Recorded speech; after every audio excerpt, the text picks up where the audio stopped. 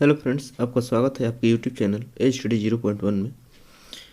पहला क्वेश्चन है, बौद्ध संगीतियों के आयोजन स्थलों का शाही कालानुक्रम क्या है। ऑप्शन नंबर ए है Rajgiri, Vaishali, Kundalvan, Pataliputra. Option number B है Pataliputra, Kundalvan, Vaishali, Rajgiri. Option number C है Rajgiri, Kundalvan, Pataliputra, Vaishali. Option number D है राजगिरी, वैशाली, पाटलिपुत्र, कुंडलवन। इसका आंसर हो जाता है आपका option number D, Rajagiri, Vaishali, Pataliputra और कुंडलवन। आइए नेक्स्ट क्वेश्चन की तरफ चलते हैं। क्वेश्चन नंबर 2 है,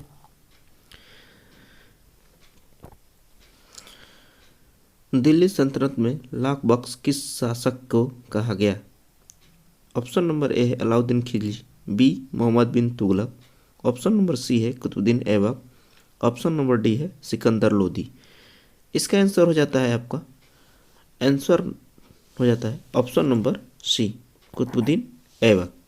आइए नेक्स्ट क्वेश्चन की तरफ चलते हैं। Question number 3। क्वेश्चन नंबर 3 क्या कहता है, गांधी जी के चंपारण सत्याग्रह किस सन में हुए। 1942 ईस्वी, 1917 ईस्वी, 1918 ईस्वी। इसका आंसर हो जाता है आपका ऑप्शन नंबर सी, 1917 ईस्वी। अब देखेंगे ऑप्शन नंबर ए 1942 में आपका भारत छोड़ो आंदोलन हुआ था और 1918 ईस्वी में खेड़ा सत्याग्रह। आइए नेक्स्ट क्वेश्चन की तरफ चलते हैं। क्वेश्चन नंबर 4 है। क्वेश्चन नंबर 4 क्या कहता है, भारत में मुस्लिम राज का संस्थापक माना जाता है। किसको माना जाता है, मोहम्मद बिन गजनी को, मोहम्मद बिन गोरी को, इल्तुतमिश को, जहरुद्दीन बाबर को। इसका आंसर हो जाता है आपका option number B, Mohammad Ghori को। आइए नेक्स्ट क्वेश्चन की तरफ चलते हैं। अगला क्वेश्चन है,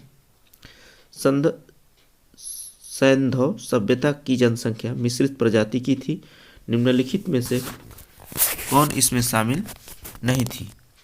इसका आंसर हो जाता है आपका इसका ऑप्शन है आपका अल्पाइन, भूमध्य सागरीय, मंगोलायड, नेग्रिटो। इसका आंसर हो जाता है आपका option number D, Negrito. Negrito है जो ये पूरा पाषाण काल की एक प्रजाति थी, जबकि अल्पाइन, भूमध्य सागरीय और मंगोलायड ये हमारे मिश्रित प्रजाति थी।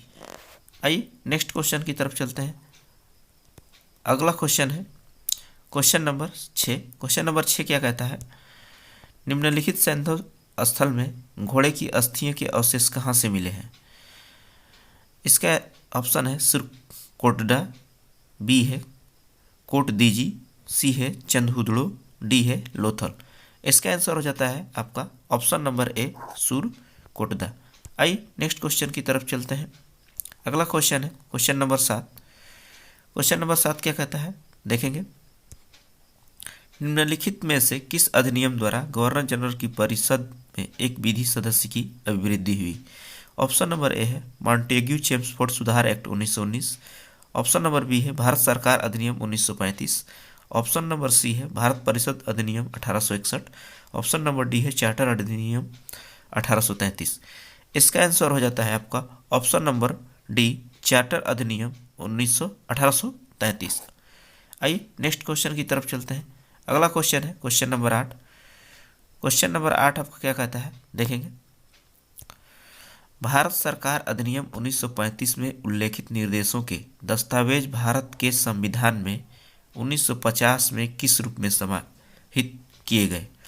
ऑप्शन नंबर ए है मौलिक अधिकार के रूप में। ऑप्शन नंबर बी है राज्य के नीति निर्देशक तत्व के रूप में। सी है राज्य की कार्यपालिका शक्ति का परिमाण के रूप में। ऑप्शन नंबर डी है भारत सरकार की कार्यवाही का संचालन के रूप में। इसका आंसर हो जाता है आपका राज्य के नीति निर्देशक तत्व के रूप में, ऑप्शन नंबर बी। आइए नेक्स्ट क्वेश्चन की तरफ चलते हैं। अगला क्वेश्चन है क्वेश्चन नंबर 9। क्वेश्चन नंबर 9 क्या कहता है, देखेंगे, निम्नलिखित में से किस एक अधिनियम के अंतर्गत अंग्रेजों द्वारा भारत में पहली बार सांप्रदायिक निर्वाचन प्रणाली को प्रारंभ किया गया। ऑप्शन नंबर ए है भारत सरकार अधिनियम 1909। ऑप्शन नंबर बी है भारत सरकार अधिनियम 1919। ऑप्शन नंबर सी है भारतीय परिषद अधिनियम 1861। ऑप्शन नंबर डी है भारतीय परिषद अधिनियम 1862। इसका आंसर हो जाता है आपका भारत सरकार अधिनियम 1909, ऑप्शन नंबर ए। आइए नेक्स्ट क्वेश्चन की तरफ चलते हैं। अगला क्वेश्चन है क्वेश्चन नंबर 10। क्वेश्चन नंबर 10 क्या कहता है देखेंगे, निम्नलिखित में से किस अधिनियम के द्वारा महिलाओं को मत देने का अधिकार प्रदान किया गया?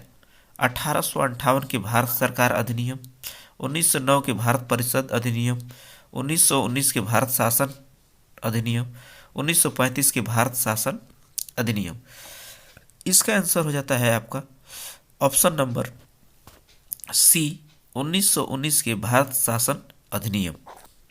आइए नेक्स्ट क्वेश्चन की तरफ चलते हैं। अगला क्वेश्चन है क्वेश्चन नंबर 11।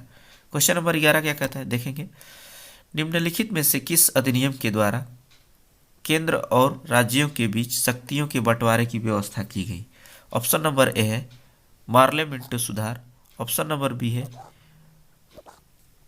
मॉन्टेग्यू चेम्सफोर्ड अधिनियम भारत, ऑप्शन नंबर सी है भारत शासन अधिनियम 1935, ऑप्शन नंबर डी है भारतीय स्वतंत्रता अधिनियम 1947। इसका आंसर हो जाता है आपका option number B, Montagu Chelmsford अधिनियम 1919। आइए नेक्स्ट क्वेश्चन की तरफ चलते हैं। अगला क्वेश्चन है क्वेश्चन नंबर 12। भारत शब्द का सर्वप्रथम उल्लेख मिलता है ऋग्वेद में, पुराण में, उपनिषद में, पुराण में। इसका आंसर हो जाता है आपका ऑप्शन नंबर बी, पुराण में। आइए नेक्स्ट क्वेश्चन की तरफ चलते हैं। अगला क्वेश्चन है क्वेश्चन नंबर 13। देखेंगे भारतीय संविधान में उल्लिखित इंडिया शब्द की उत्पत्ति किस भाषा से हुई? संस्कृत, अरबी, यूनानी, पाली। इसका आंसर हो जाता है आपका ऑप्शन नंबर सी, यूनानी। आइए नेक्स्ट क्वेश्चन की तरफ चलते हैं। नेक्स्ट क्वेश्चन है क्वेश्चन नंबर 14। देखेंगे क्षेत्रफल की दृष्टि से विश्व में भारत का स्थान है तीसरा, पांचवा, सातवां, नौवां। इसका आंसर हो जाता है आपका ऑप्शन नंबर सी, सातवां। तीसरे स्थान पर कौन है? तो आपका चाइना। पहले स्थान पर कौन है क्षेत्रफल की दृष्टि से? तो हमारा हो जाता है रसिया। दूसरे स्थान पे हम आपका कौन सा हो जाता है? तो ये हो जाता है आपका कनाडा। आइए नेक्स्ट क्वेश्चन की तरफ चलते हैं। अगला क्वेश्चन है क्वेश्चन नंबर 15। क्वेश्चन नंबर 15 क्या कहता है देखेंगे, कर्क रेखा को भारतीय मानक समय रेखा कितने समान राज्यों से निकलती है? 5, 8, 2, 4। इसका आंसर हो जाता है ऑप्शन नंबर सी, 2। कौन कौन से वो दो राज्य हैं? तो आपका मध्य प्रदेश और दूसरा हो जाता है आपका छत्तीसगढ़।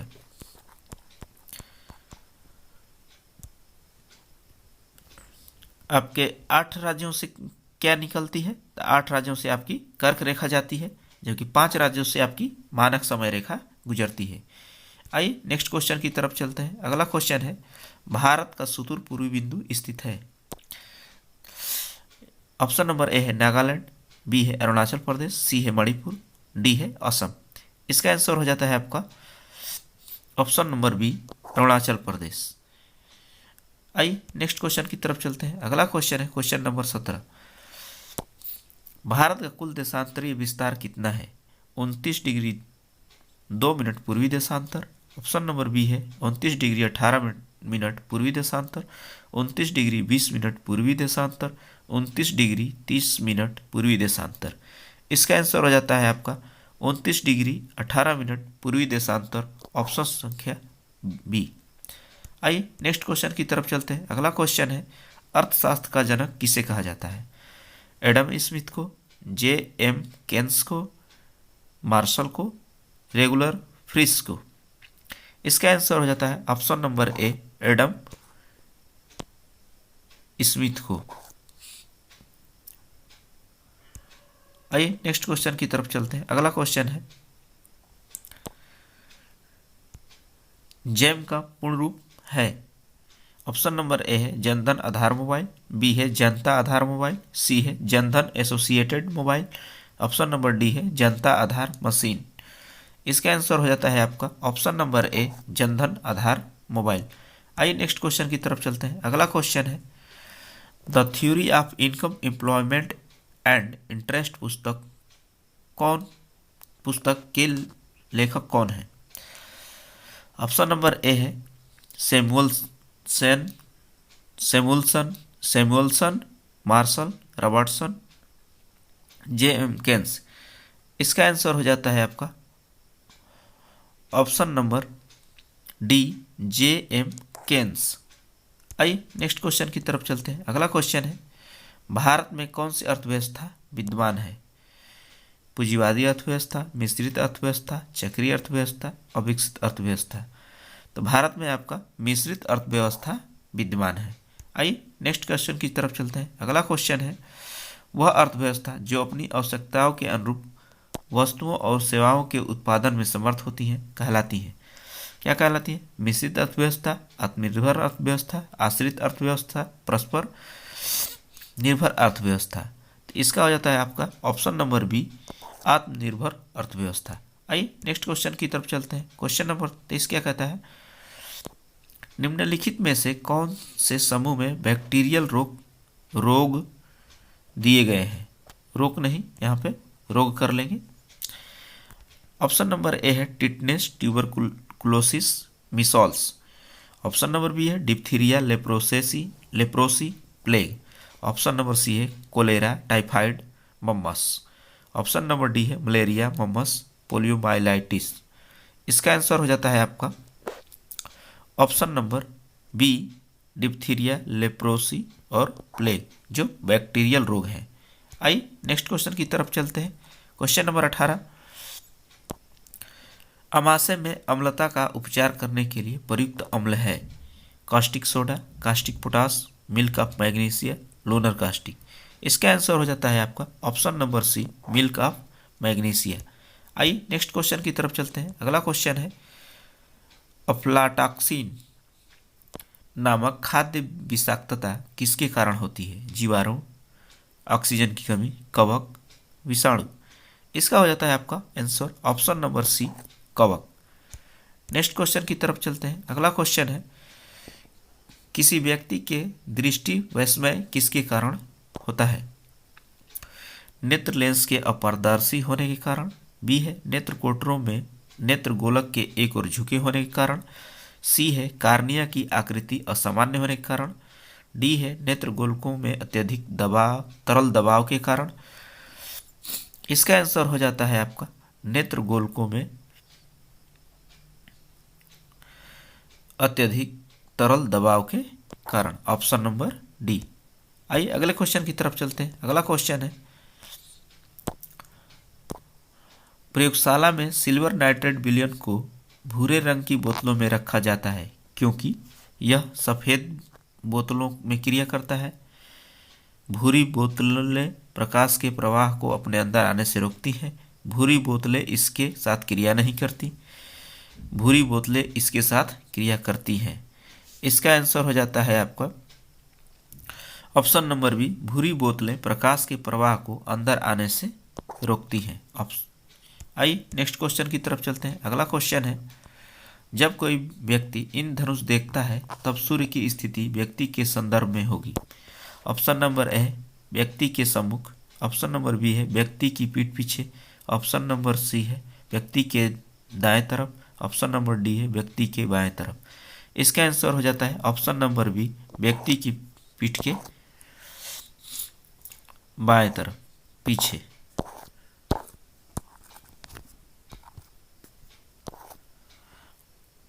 आइए नेक्स्ट क्वेश्चन की तरफ चलते हैं। अगला क्वेश्चन है यदि आप भली भांति प्रकाशित पेंटिंग के प्रतिबिंब को दीवार पर प्रक्षेपित करने के लिए कहा जाए तो आप इस उद्देश्य के लिए निम्नलिखित प्रकाशीय युक्तियों में से किसे चुनेंगे? अवतल लेंस, उत्तल लेंस, अवतल दर्पण, उत्तल दर्पण। इसका हो जाता है आंसर ऑप्शन नंबर बी उत्तल लेंस। आइए नेक्स्ट क्वेश्चन की तरफ चलते हैं। अगला क्वेश्चन है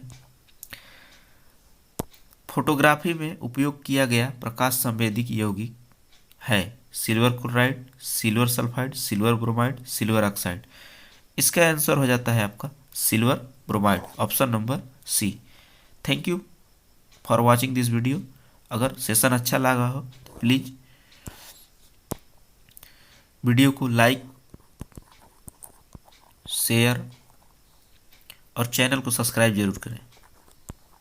थैंक यू।